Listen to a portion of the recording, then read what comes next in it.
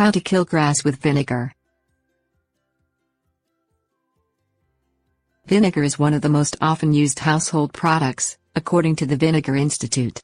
It's used for laundry, cleaning kitchen counters, for health-related reasons and for doing maintenance on your lawn. You can easily kill grass with vinegar by just paying attention to your surroundings and using the right type of vinegar. Things you'll need: sticks, vinegar. Examine your yard and look for the spots where you have excess grass. You want to identify the grass you need killed, which helps you determine the amount of vinegar to buy. Mark those areas of your lawn with sticks to find them easily later. Look for white distilled vinegar, which is also known as pickling vinegar because it's typically used in recipes for pickling vegetables and other items. This comes in glass bottles and plastic bottles, depending on the size and manufacturer.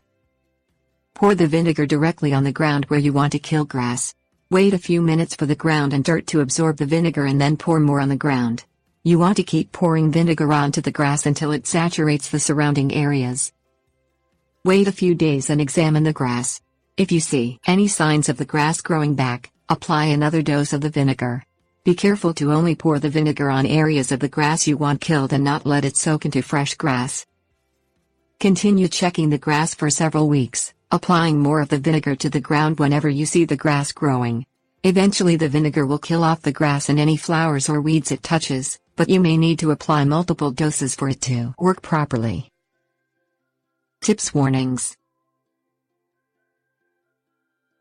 Vinegar also works well for killing weeds. Simply pour the vinegar into a plastic spray bottle and spray directly at the tops and roots of the weeds.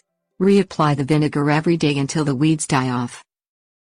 Don't use vinegar on the grass unless it's warm outside. The vinegar doesn't work well in colder temperatures and it may take months for it to work properly.